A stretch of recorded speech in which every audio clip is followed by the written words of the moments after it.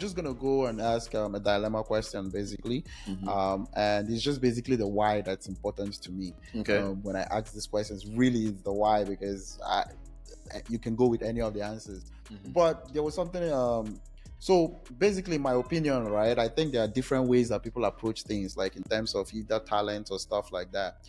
But if you were given two options, and Mm-hmm. one of the options was that you were great at one thing, Mm-hmm. but basically, for lack of a better word, sucked at the others, or were very mediocre at other things in your life. Let's say, even though it's career, right? But you're great at one thing, you're like super, super good, but you sucked in many other areas of your life. You had that option, or you had an option to be balanced and average, not the best at anything, but you're really good or good at several things. But that just keeps you just a balanced human being, right? And then you have the one that, let's say, everybody thinks you're Michael Jordan in one thing, but every other area, you're just mediocre. I wouldn't say you're horrible, but you're just mediocre. In your opinion, what seems like a better option for you? Because don't forget, your MJ, you're like Coca-Cola, you're like big in one area, but you're giving people diabetes. You know what I mean, right? So something like that. But in other areas, you might not be talked about. But man, everything got balance and stuff. Well, what is more appealing? Now that you use the example of Coke,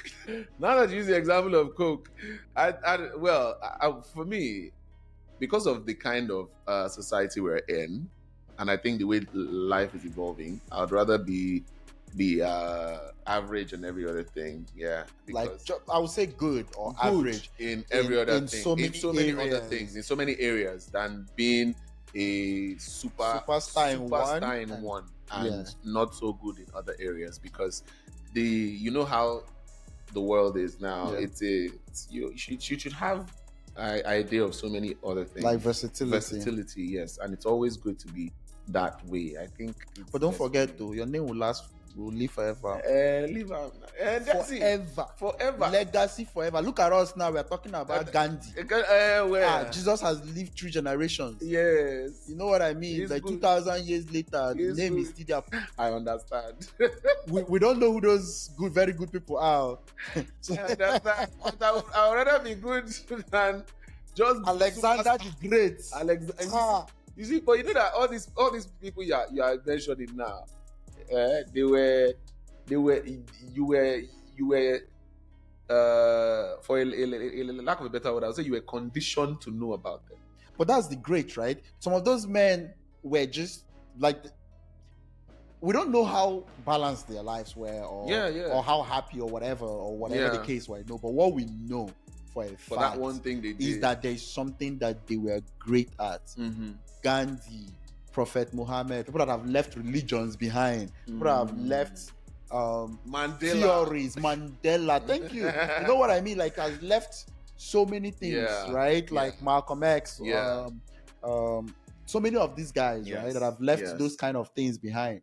But would you add Hitler to that list? Yes, I would add Hitler to that. I know many people who don't want to hear that. They don't want to add it to the list, but for good or for bad. For good or for bad, yes. The name lives for forever, right? And then there's the other part, like you march on, you were versatile. I wanted to say some names like Aristotle, Socrates, but no, those ones have been the great ones. So those are examples of the great ones. We'll remember the Wright brothers for aeroplanes or whatever. They might not even be the real people that started it, but we'll remember their name. Remember that their names were on that. Yeah, but I think it's always very interesting, right? You look at that and you're like, oh, those people were known for one great thing. Tesla, Tesla, men like that, all those kind of stuff.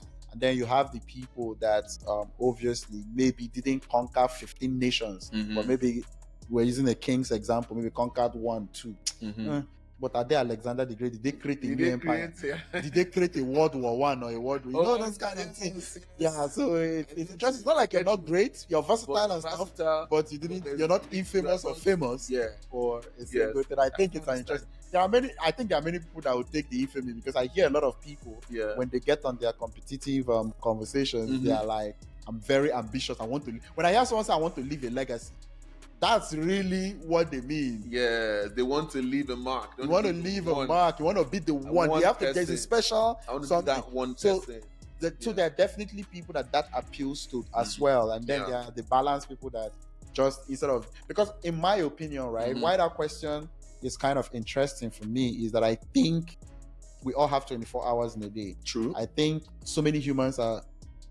millions of humans are excellent and amazing. But I think the main difference with most people is when you're trying to be great at one thing, other things will suffer. Definitely. You have 24 hours in a year, the other person has 24 hours. If I'm learning 3 things and you're learning only one thing, the chances are you're going to be way better than me at the one thing that you keep doing every day. Yes. But I will be better than you, will clueless about the others. The other things. I might not be great at that thing, you're better than me, but I might be better at something else because I'm using my 24 hours to do something else. So that's why, for me, that question is very interesting. Because I'm like, you have to pick a part. I think most individuals pick a part. You either become very good at, because you have to spend 24 hours. Obviously, some people don't do any of it. It's true.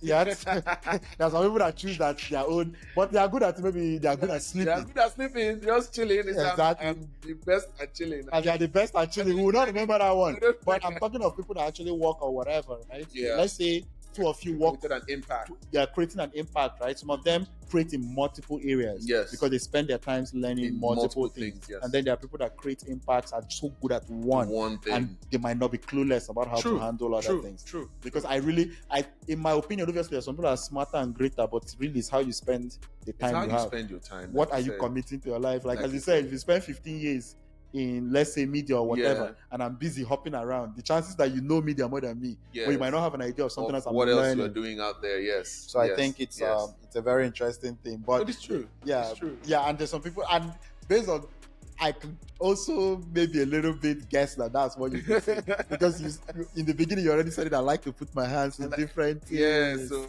I like to. If not, the other person would be like, I'm going to be the best journalist ever. You know what I mean? Every other different styles. I want to focus on this thing.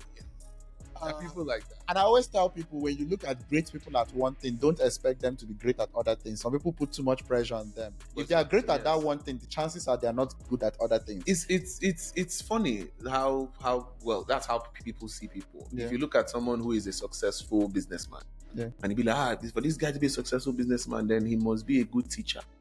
Not necessarily. Because he might not. He might have taken so much time to be perfect and be good at, and he might not even have the ability to teach you what he has done. Yeah, you just tell you, if you can work with me, you will see what I'm doing. But for me to start teaching you what I did, I don't know how to.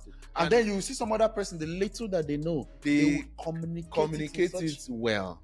You know, so that's one thing that we also need to get to understand, that because he's great at this thing doesn't mean he knows everything. And then the person that usually knows everything is probably not as great at everything. Yes. It's a very common trend that I find. It's a way they look at us in media. If you see you on screen, they believe that you know everything. Yeah. So people think you know everything. This thing that this person said. But you know what's interesting? You actually have a platform to know more than most people. Let's say a newscaster. Let's say you're a newscaster. Every day you're getting information. The chances that you're up to date on what's happening, right? Yes. You might be a good communicator of the news, but you're also getting information. You're getting information. So in some instances, they are kind of right. But sometimes they expect you to know in-depth information. Yeah. I can't know in-depth information about everything. Yeah. The same way someone will walk up to me and be like, so this thing that this government official did, and I'm like, I can talk about it because probably I read about it. But they're not asking me deeper information about it. But wait, I don't really. They're not asking about their wife and their son. I don't work with them. I don't know them like that. The information I have about them is what I've told you. And then that's as much information as what exactly I've received. Yes.